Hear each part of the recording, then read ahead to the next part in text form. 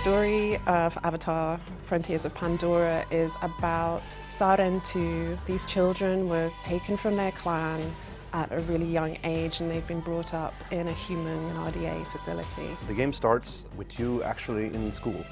You're a Navi, but you're being raised by the RDA, the militaristic corporation, the bad guys of the story.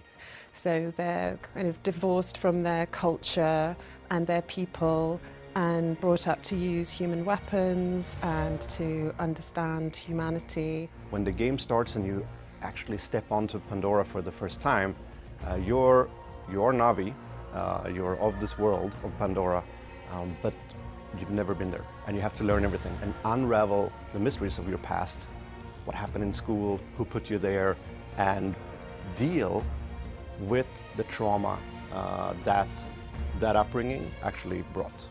The theme of being a child of two worlds is one that resonates with me. I'm dual heritage, so there's always that feeling of being neither one thing or the other, or being in an in-between place, or being too much of one and not enough of another. And the player character goes through those moments of being, but I'm not Navi, like, can I do this? And trying to find their place in the world. Ewa, we enter your welcoming arms, at one with all things connected through you. Guide this traveler, bring them to the heart of the nest. It's about their journey to becoming Navi and finding out what that means for them. So we do have 3 other clans that they meet. There are the Aranahe, who live in a sort of rainforest climate. They weave silk and they're very elegant and, you know, sort of the poet-type artist clan. Then there are the Zeswa.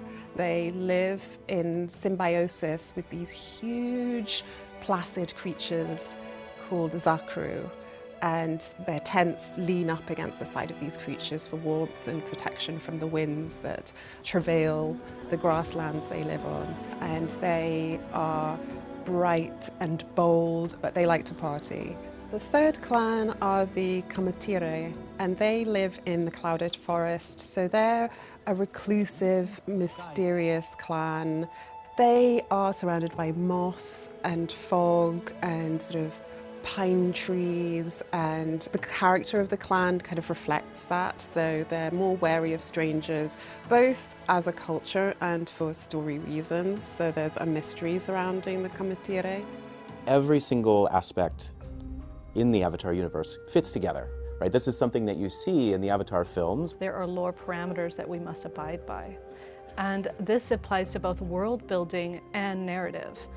When we started the project, Lightstorm sent over a vast amount of information, everything from the Pandorapedia to Navi cultural information. And I was surprised that it included taxonomy and biological mechanisms and all sorts of information. They've done research on everything. There's an incredible amount of detail in the game. Everything from the choice of the Navi clothing that they wear, to the places that they live, to the tint of their eyes, to the animals and how they fit within the environment and how they've evolved to their surroundings. In the world of Avatar, everything must be backed by science. There can't be any fantasy technology or seemingly magical creatures or plants. So our content creation team uses Earth technology and sciences as a foundation when creating new content. Creating new wildlife was an enormous endeavor, and it was a really big collaboration with the Lightstorm team that made this happen. The same people who have worked on the films to create the wildlife have helped us create the wildlife here.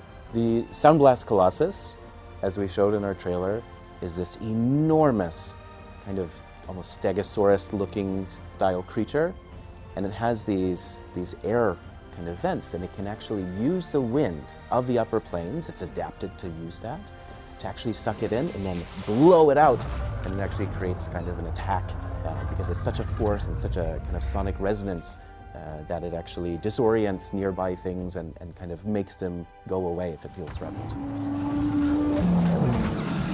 You have the clouded forest, which is foggy, damp, a little bit cooler, and you'll notice that all of the animals and all of the plant life have adapted to shorter sight lines, muffled sounds, a damper environment, and then the clans reflect that too. And so all of these details really meld together into something that I think if you look really closely, you can really tell how much care and how much thought has gone behind everything. So the Avatar universe is broad and beautiful, and it offers us this mirror to our own world. On our planet, we're dealing with climate change and very extreme weather conditions. So obviously we've incorporated that into the story because we're right there at the events of the movies, but we're also incorporating it into gameplay. You attack bases and liberate the land, right? But when you do that, pollution also drops, and that changes everything, your power, everything you can harvest, the crafting loops, and there are other gameplay and facilities that you get access to. Pandora is more than just what they see in the movie. It is a huge world. There's loads of opportunities to tell small stories and big stories, and also reflect on ourselves, our place within the natural world, how we interact with it. The Avatar universe has a lot of real-world correlations, which also serve as a warning on our own behavior on Earth. There are many clans, and the clans are different. They have different cultures, they have different styles, they have different look, and just like here on Earth, they have small physical differences, but inside they're all Na'vi.